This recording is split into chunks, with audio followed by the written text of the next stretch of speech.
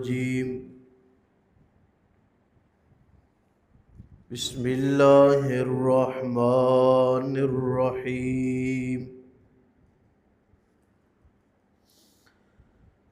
سأصرف عن آیاتی الذین یتکبرون فی الارض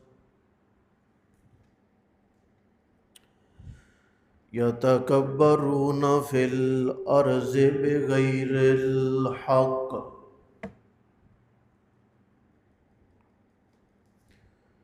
وَإِن يَرَوْا كُلَّ آيَةٍ لَا يُؤْمِنُوا بِهَا وَإِن يَرَوْا سَبِيلَ الرُّشْدِ لَا يَتَّخِذُوهُ سَبِيلًا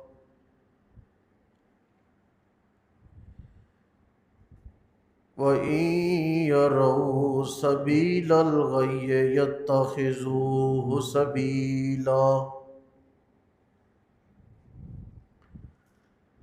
ذَلِكَ بِأَنَّهُمْ كَذَّبُوا بِآيَاتِنَا وَكَانُوا عَنْهَا غَافِلِينَ سَأَصْرِفُ پھیر دیتے ہیں ہم اپنی نشانیوں سے الذین ان لوگوں کو یتکبرون جو تکبر کرتے ہیں زمین میں بغیر الحق کے ناحق طور پر وَإِن يَرَوْا اور اگر وہ دیکھیں کُلَّ آیَةٍ ساری نشانیاں لا یؤمنوا بہا نہیں ایمان لائیں گے وہ اس پر وَإِن يَرَوْا سَبِيلَ الرُّشْدِ اور اگر وہ دیکھیں ہدایت کا راستہ لا يتخذوہ تو نہیں بنائیں گے اسے سبیلا اپنی راہ وَإِن يَرَوْا اور اگر دیکھیں وہ سبیل الغی بغاوت کا راستہ یتخذوہ سبیلا تو اسے وہ اپنا راستہ بنا لیں گے اس وجہ سے بِأَنَّهُمْ کہ بے شک انہوں نے کذبوا بآیاتنا جھٹلایا ہماری آیات کو وَكَانُوا عَنْهَا غَافِلِينَ اور تھے وہ ان آیات سے غافل بے خبر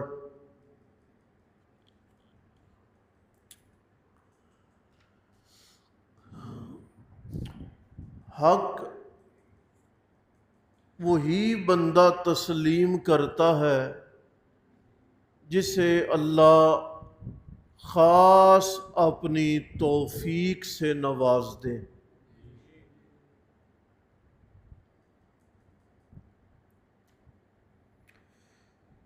بارش برستی ہے موسم بدلتا ہے کچھ لوگ نکلتے ہیں بارش کے موسم میں اپنے جسم پہ تر و تازہ پانی پڑنے دیتے ہیں اور کچھ لوگ ہیں جو اپنے کمروں میں بند ہو کے رہتے ہیں بارش کے رکنے کا انتظار کرتے ہیں جب تک بارش ہوتی ہے وہ بند ہوتے ہیں کمروں میں بند رہتے ہوئے بھی وہ گرمی لیتے ہیں اور جب بارش تھمتی ہے سورج پھر اپنی حرارت دیتا ہے تو باہر آ کے پھر وہ سورج کی گرمی لیتے ہیں۔ اب یہ قصور بارش کا نہیں، وہ تو آ رہی ہے، سہولت مہیا ہے، قصور اس بندے کا ہے جو اٹھا نہیں، باہر نکلا نہیں، جس نے بارش کی 2 بوندیں سمیٹی نہیں۔ ایسا ہی ہے، قرآن جب سے نازل ہوا پڑھا جا رہا ہے، سنانے والے اسے سنا رہے ہیں، پڑھنے والے پڑھ رہے ہیں، تلاوتیں ہو رہی ہے، اس کی درس و تدریس ہو رہی ہے، بلکہ دوسرے لفظوں میں سمجھیں کہ پیغمبر کی وراثت تقسیم ہو رہی ہے۔ سنا آپ نے کیا کہا میں نے؟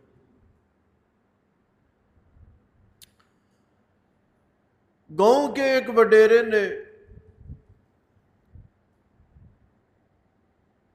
اپنی گاڑی پہ کچھ ساز و سامان رکھا،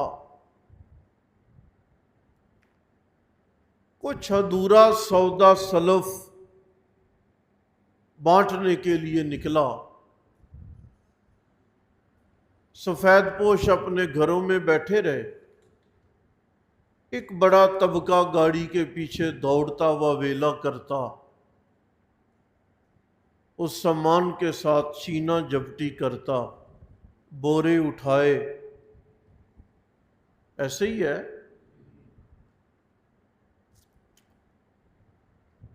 لیکن اگر یہ اعلان کیا جائے کہ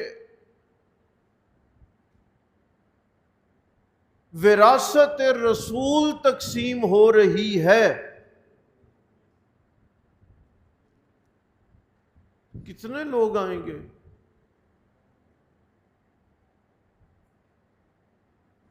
اپنی نمازیں اپنی جگہ پر ہیں، اپنی تہجد گزاری آپ کی اپنی جگہ پر ہے، بازار میں دنیا اپنے اپنے کاموں میں لگی ہوئی تھی، اور اپنے اپنے کاموں میں لگے رہنے کی وجہ سے بازار بڑا سرگرم تھا۔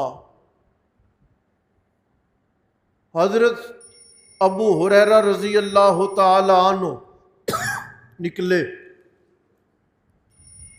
اے لوگو دوڑو دوڑو جاؤ، جا کے مسجد نبوی میں پہنچو، رسول اللہ کی وراثت تقسیم ہو رہی ہے۔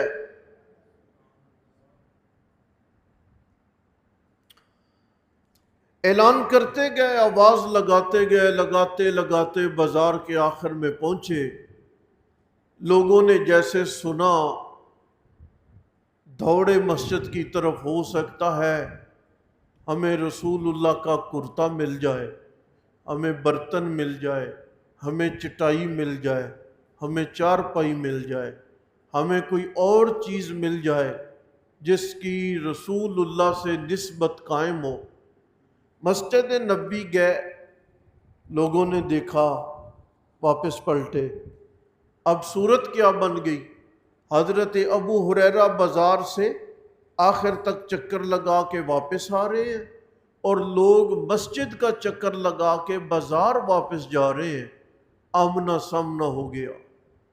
جی ہم تو گئے تھے، ہم نے دیکھا بھی تھا، مسجد نبوی میں تو کوئی شے تقسیم نہیں ہو رہی۔ حضرت ابو ہریرہ فرمانے لگے، گئے ہو، دیکھا ہے کیا ہو رہا تھا؟ جی لوگ قرآن سیکھنے سکھانے میں لگے ہوئے تھے، لوگ نبی کی باتیں یاد کرنے میں لگے ہوئے تھے، لوگ نبی کے عمل یاد کرنے میں لگے ہوئے تھے، لوگ نبی کی زندگی ڈسکس کر رہے تھے، لوگ قرآن کا علم آپس میں بانٹ رہے تھے اور یاد کر رہے تھے، اور تو کچھ نہیں دیکھا۔ آپ نے فرمایا یہی تو وراثت ہے پیغمبر کی۔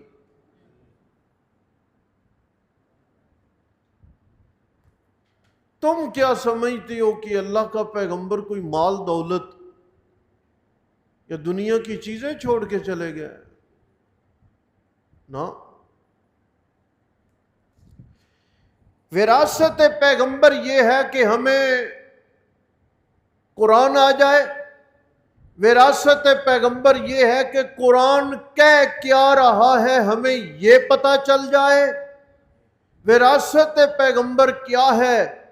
رسول اللہ کی زندگی کے وہ تمام علوم ہمیں صبح اٹھنے سے رات اپنے بستر پہ سونے تک اپنے شعبے کے متعلق حال احوال آ جائے۔ ہم نے سفر کیسے کرنا ہے، تجارت کیسے کرنی ہے، گھر کیسے چلانا ہے، سیاست کیسے کرنی ہے، تعلیم کیسے پانی ہے، تنظیم کیسے چلانی ہے، یہ ساری چیزیں یہ ہے وراثت رسول۔ آپ دیکھیں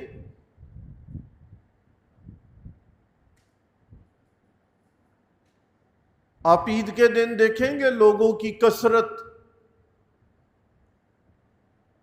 کہاں سے لوگ آ جاتے؟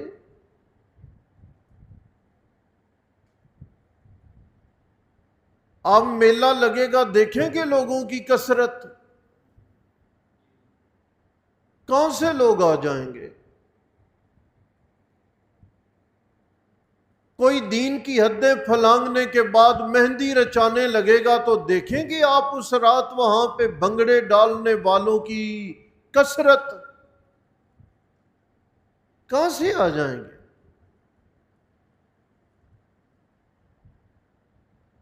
لیکن نماز، مسجد، دین، قرآن، علم،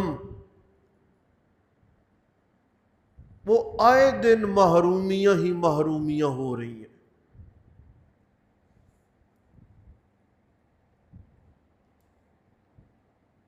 قرآن آج کنارہ کشی کرنے والے لوگوں کا تذکرہ کرتا ہے۔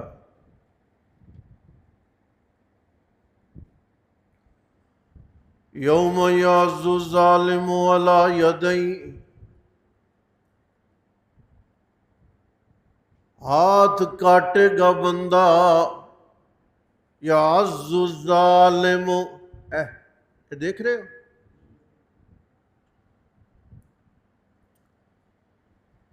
ہاتھ کاٹ کے اپیلیں کرے گا، ہائے افسوس، کاش کہ میں نے فلاں فلاں کو اپنا یار دوست نہ بنایا ہوتا۔ لقد اضلنی عن الذکر، ان میرے دوستوں نے مجھے ذکر سے دور کر دیا۔ بول تو لو۔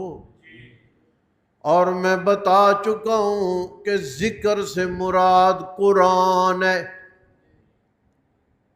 آپ یاد رکھیں اللہ کا قرآن، کئی نام ہیں قرآن کے، یہ قرآن ہے، فرقان ہے، البرہان ہے، المیزان ہے، المہیمن ہے، تذکرہ بھی ہے اور موعظہ بھی ہے، شفا بھی ہے، مبین بھی ہے، کریم بھی ہے، مجید بھی ہے، حکیم بھی ہے، عزیز بھی ہے۔ اس قرآن کے کئی ناموں میں تذکرہ بھی ہے اور اس کے ناموں میں ذکرہ بھی ہے۔ اللہ کا قرآن کہتا ہے اِنَّا نَحْنُ نَزَّلْنَا الذِّکْرَ وَإِنَّا لَهُ لَحَافِظُونَ۔ سب سے بڑا جو ذکر ہے یہ قرآن ہے، اور قرآن یہ بھی کہتا ہے لوگو الا بذکر اللہ، خبردار اللہ ہی کا ذکر ہے جو دل کو اطمینان دیتا ہے، سہولتیں دیتا ہے، سکون دیتا ہے۔ کل محشر میں ہاتھوں کو کاٹ کاٹ کے بندے نے کہنا ہے ہائے بربادی ہو گئی، میں نے فلاں فلاں کی مجلس کی ہے، لقد ازلنی ان الذکر بعد اذ جاءنی، قرآن میرے پاس پہنچایا تھا لیکن میری اس مجلس نے مجھے قرآن سے دور کر دیا ہے جی۔ مسجد سے گھر کتنے دور ہیں؟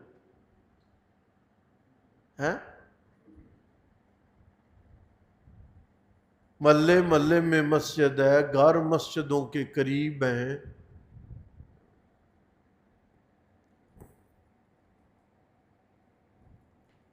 کون آ رہا ہے؟ کون مستعد ہے؟ کون تیار ہے؟ اصل بات یہی ہے کہ ہم وراثت رسول سنبھالنے کا ذہن ہی ہم نے نہیں بنایا۔ ہندوؤں کی ثقافت سنبھالی ہے ہم نے، یہودیوں عیسائیوں کا طرز عمل سنبھالا ہے ہم نے، ان کا لباس سنبھالا ہے ہم نے، لیکن وراثت رسول کی طرف ہم نے دھیان نہیں کیا۔